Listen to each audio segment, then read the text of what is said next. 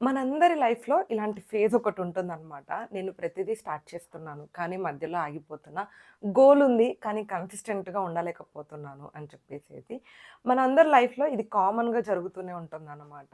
అయితే కన్సిస్టెంట్‌గా పట్టుదలతో మనకేదన్నా ఒక గోల్ ఉన్నా, అది ఎలా రీచ్ అవ్వాలి? దానికి ఉన్న 7 సింపుల్ స్టెప్స్ ఏంటి? అని చెప్పేసేసి ఈ వీడియోలో డీటెయిల్డ్‌గా మాట్లాడుకుందాం.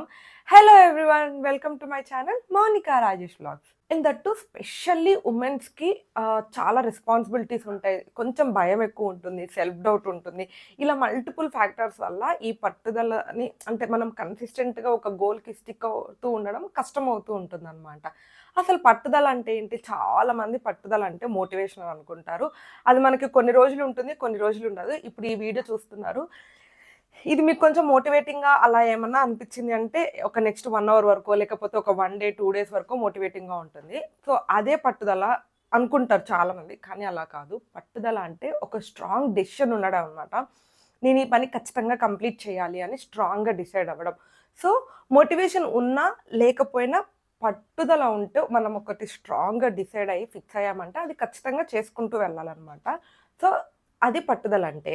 బీయింగ్ ఎ వుమెన్ నేను కూడా కొన్ని సిట్యుయేషన్స్ ఫేస్ చేసొచ్చాను కాబట్టి, యూజువల్‌గా మనం అందరము అనుకునేదేంటంటే, నాకు ఇంట్లో పని వల్ల టైం సరిపోవట్లేదు, లేదంటే నాకు ఫ్యామిలీ సపోర్ట్ లేదు, లేదంటే నేను చేయగలనా లేదా అని ఈ సెల్ఫ్ డౌట్స్ వల్ల మనం వెనక పడిపోతూ ఉంటామనమాట. కానీ యాక్చువల్‌గా ఏంటంటే, మనం స్ట్రాంగ్‌గా పట్టుదలతో డిసైడ్ అవుతే, మనకు ఆటోమేటిక్‌గా ఒక దారి దొరుకుతుంది. మనమే ఒక పాత్ వేసుకుంటామనమాట. ఇంటి పనులు, లేకపోతే చేయగలమా లేదా ఇలాంటి ఫియర్స్ అన్నిటి నుంచి బయటికి వచ్చి మనకు ఆ దారి క్లియర్‌గా కనిపిస్తుంది. మనం స్ట్రాంగ్‌గా డిసైడ్ అయినప్పుడు. అండ్ నెక్స్ట్ థింగ్ వచ్చేసేసి గోల్ క్లియర్‌గా లేనప్పుడు కూడా మనం కన్సిస్టెంట్‌గా ఒక వర్క్‌ని చేయడం కష్టమవుతూ ఉంటది. మీరు ఫస్ట్ డిసైడ్ అవ్వాల్సిన విషయం ఏంటంటే అసలు మీరు ఏమి అచీవ్ చేయాలనుకుంటున్నారు? అచీవ్ అంటే మనం పెద్ద పెద్దవి ఏమీ సాధించవసరం లేదు. చిన్న చిన్న వాటిలలో కూడా మనము కన్సిస్టెన్సీ లేక మిస్ అవుతూ ఉంటామనమాట. సో, ఫస్ట్ మనం డిసైడ్ అవ్వాలి. మనం ఏది సాధించాలనుకుంటున్నాము అని చెప్పి. అది ఎంత చిన్నదైనా అవ్వచ్చు. లైక్ వెయిట్ లాస్ అవ్వాలనో, లేకపోతే ఇప్పుడు జాబ్‌కి ట్రై చేస్తున్న వాళ్ళు నెక్స్ట్ 6 మంత్స్‌లో ఏదైనా ఒక ఐటీ ఇండస్ట్రీలోకి వెళ్ళాలి అని చెప్పేసేసి, ఏదైనా ఒక కొత్త టెక్నాలజీ నేర్చుకోవాలని అనుకున్న వాళ్ళు ఒక 6 మంత్స్‌లో నేను ఈ టెక్నాలజీని నేర్చేసుకోవాలి అని చెప్పేసేసి, ఫస్ట్ మనము మన గోల్ ఏంటి అని చెప్పేసేసి క్లియర్‌గా, స్ట్రాంగ్‌గా డిసైడ్ అవ్వాలి అననమాట. సో, వన్స్ మనం గోల్ డిసైడ్ అయ్యాము అనంటే మనకి దాని స్టెప్స్ నెక్స్ట్ ఏమేం చేయాలి అని అర్థమవుతది. చాలామంది చేసే తప్పేంటంటే, ఓకే. నేను 6 మంత్స్ తగ్గిపోవాలి అని మైండ్‌లో అనేసుకుంటారు. అది తర్వాత మనం బిజీగా ఫోను చూస్తూ ఉండడమో, లేకపోతే ఇంటి పనుల వల్లనో, మల్టిపుల్ ఫ్యాక్టర్స్ వల్ల మిస్ అయిపోతూ ఉంటామనమాట. నేనిచ్చే సింపుల్ టిప్ ఏంటంటే, అది ఎంత చిన్న గోల్ అయినా అవ్వనివ్వండి, అది ఎంత పెద్ద గోల్ అయినా అవ్వనివ్వండి, ఒక పెన్ను, పేపర్ తీసుకొని రాయండి. మనం ఎప్పుడైతే రాస్తామో దాని మీద మనకి ఎక్కువ రెస్పాన్సిబిలిటీ ఉన్నట్టు ఫీల్ అవుతాము. అండ్ కొంచెం కాన్సంట్రేటెడ్‌గా ఉంటామనమాట ఆ గోల్ పట్ల. నెక్స్ట్ మనందరిని వెనక్కి లాగేది లేదా అసలు చేయకుండానే ఆగిపోవడానికి రీజన్ ఫియర్ అన్నమాట. ఫియర్‌ని ఒక ఎనిమీ లాగా చూస్తారు. అలా చూడొద్దు. ఫియర్ ఉండడం కామన్. ఎవ్వరికైనా ఎంత పెద్దవాళ్ళకైనా ఏ పనైనా చేస్తుంటే భయం ఉంటుందనమాట. స్పెషల్లీ అమ్మాయిలు ఎలా ఆలోచిస్తారంటే, నేను స్టార్ట్ చేయగలనా? లేకపోతే ఇప్పటికే నా ఏజ్ అయిపోయిందేమో, నేను స్టార్ట్ చేసి సక్సెస్ అవ్వకపోతే అందరూ ఏం జడ్జ్ చేస్తారు? ఫెయిల్ అయితే ఎలాగా? అని ఇలా మల్టిపుల్ క్వెషన్స్ ఉంటాయి. మనం ఏదన్నా ఒక పని స్టార్ట్ చేసే ముందు. సో, ఈ ఫియర్ అన్నిటిని ఎవరికి అంటే అసలు లైఫ్‌లో సక్సెస్ అయిన వాళ్ళకి అస్సలు భయం ఉండదు అని కాదు. భయం అందరికీ ఉంటుంది. ఎంత చిన్న పని చేసే వాళ్ళకైనా కూడా భయం ఉంటుంది. భయం లేకపోవడం స్ట్రాంగ్‌గా ఉండడం కాదు. భయం ఉన్నప్పటికీ కూడాను మనం ఒక పనిని కాన్సంట్రేట్‌గా, కన్సిస్టెంట్‌గా చేయడమే మనం పట్టుదలతో ఉండడం అనమాట. అండ్ నెక్స్ట్‌దొచ్చేసేసి కన్సిస్టెన్సీ, మోటివేషన్ అనమాట. చాలామంది ఏం చేస్తారంటే, ఆబ్వియస్‌గా మనం అనుకున్న ఫస్ట్ ఇనీషియల్ డేస్‌లో ఇప్పుడు వెయిట్ లాస్ అవ్వాలి అని అనేసుకొని అనుకున్నాం అనుకోండి. ఇనీషియల్ డేస్‌లో చాలా కన్సిస్టెంట్‌గా ఏమి తినకుండా 1 మీల్ పర్ డే అని చెప్పేసేసో, లేకపోతే అసలు ఏమి తినకుండా ఓన్లీ ఫ్రూట్స్ తిని ఉండడం, ఇలా చాలా చేస్తారు. పోను ఆ మోటివేషన్ తగ్గిపోయి, ఆ కన్సిస్టెన్సీ మెయింటైన్ చేయలేక మొత్తం మెయింటైన్ చేయకుండా ఉంటారనమాట. సో, అలా ఉండడం కన్నా గూడా ఆహ్, రోజు కొంచెమే చేయండి. లైక్ మొత్తం మీరు చాలా ఫుడ్ తినాలి అని అనుకున్నప్పుడు కొంచెం ఫుడ్ తగ్గించుకోండి. ఒకవేళ మీరు 4 చపాతీస్ తినేవాళ్ళైతే 2 చపాతీస్ అలా తగ్గించుకుంటూ రావాలి తప్ప మొత్తానికే తగ్గించేయద్దు. ప్రతిదీ అంతే. మీరు ఏదన్నా ఒక కొత్త స్కిల్ నేర్చుకోవాలి అని అనుకున్నప్పుడు ఒకటే రోజు 5 గంటలు కూర్చొని నేర్చేసుకొని నెక్స్ట్ డే బోరింగ్‌గా ఫీల్ అయ్యి అది అస్సలు చేయకుండా ఉండడం కంటే కూడా ఎవ్రీడే ఒక 30 మినిట్స్ లేదా మీరు ఎంచుకున్న గోల్‌ని బట్టి ఇప్పుడు ఫుడ్ అనుకోండి, దానికి తగినట్టుగా కన్సిస్టెంట్‌గా మెయింటైన్ చేయాలి. ఏదైనా ఒక కొత్త స్కిల్లో లేకపోతే ఒక కొత్త హ్యాబిట్, జిమ్, ఎక్సర్సైజ్ ఇలాంటివైతే దానికి ఒక టైం కేటాయించాలి. ఒకరోజు 2 అవర్స్, 1 అవర్ అలా చేయడం కన్నా మినిమమ్ ఒక 30 మినిట్స్, 40 మినిట్స్ అలా టైం స్పెండ్ చేస్తుంటే అట్‌లీస్ట్ మనకి తక్కువ టైంలో చేస్తూ ఉంటాం కాబట్టి ఆ కన్సిస్టెన్సీ ఉంటుంది. అండ్ నో 0 డేస్ అనమాట. అంటే అస్సలు చేయకుండా ఉండే రోజులు అస్సలు ఉండకూడదు. అది ఈవెన్ హాలిడేస్ అయినా, ఫెస్టివల్ అయినా, ఇంకా మీరు సిక్ ఉన్నప్పటికీ కూడాను అట్‌లీస్ట్ మినిమమ్ 5 మినిట్స్ అయినా మీరు ఏదన్నా ఒక గోల్ పెట్టుకుంటే దాని మీద మినిమమ్ ఒక 5-10 మినిట్స్ అయినా కూర్చోవాలి. మనం ఎంత సిక్ ఉన్నా కూడా ఒక 5 మినిట్స్ దొరుకుతది అని నేను అనుకుంటున్నా. అప్పుడేమవుతదంటే ఆ కంటిన్యూటీ అనేది బ్రేక్ అవ్వకుండా కన్సిస్టెంట్‌గా చేయడం వల్ల నెక్స్ట్ డే మళ్ళీ ఆటోమేటిక్‌గా ఆ టైంకి మనకు ఆ పని చేయడానికి ఇంట్రెస్ట్ వస్తుంది.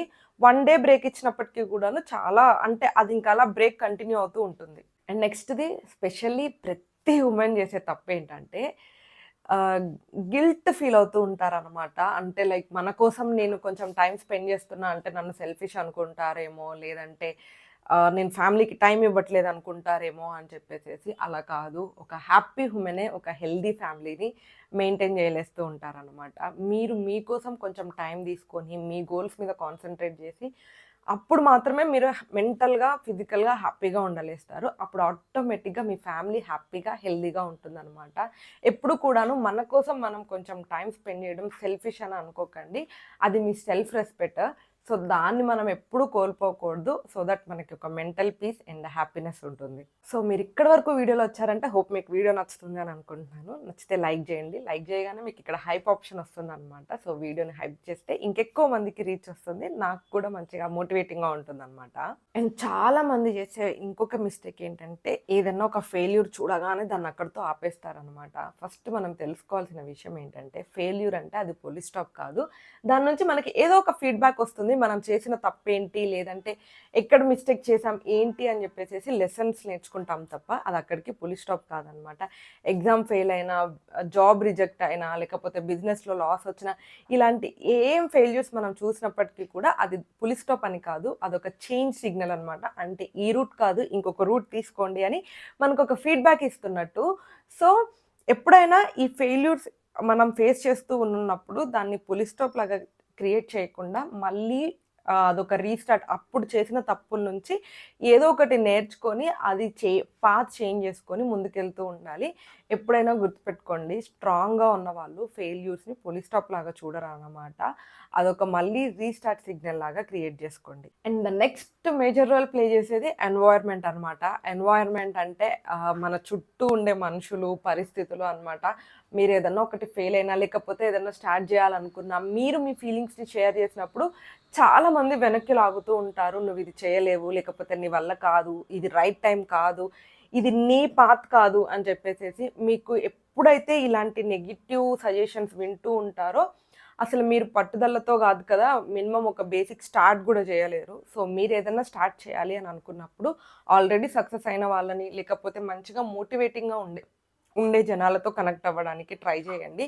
మెయిన్‌గా నన్ను అడిగితే షేర్ చేయడాన్ని లిమిట్ చేయండి. మీరేదన్నా ప్రతి స్టెప్ అందరికీ షేర్ చేయాల్సిన అవసరం లేదు.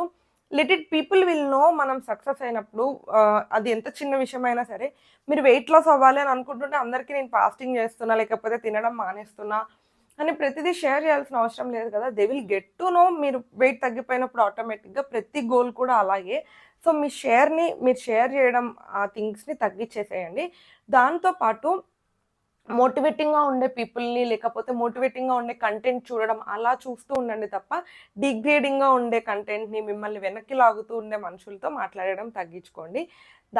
అప్పుడు మీకు కొంచెం బూస్టింగ్‌గా అనిపిస్తది. ఆల్రెడీ మీరు ఎంచుకున్న గోల్‌లో సక్సెస్ అయిన వాళ్ళు ఎవరన్నా మీకు తెలిసిన వాళ్ళుంటే వాళ్ళతో కనెక్ట్ అవ్వడానికి ట్రై చేయండి. మీ గోల్ మీకు ఇంపార్టెంట్ అవ్వకపోతే ఇంకెవరికీ ఇంపార్టెంట్ అవ్వదనమాట. మనం పట్టుదలతో ఏదన్నా ఒక గోల్ సాధించాలి అని అనుకున్నప్పుడు కన్సిస్టెంట్‌గా దాని మీద అంతే స్ట్రాంగ్‌గా ఉండాలి. పట్టుదల అంటే లైక్ ప్రతిసారి పడిపోయినప్పుడు దాన్ని ఆపడం కాదు, పడిపోయిన ప్రతిసారి లేవడం అన్నమాట.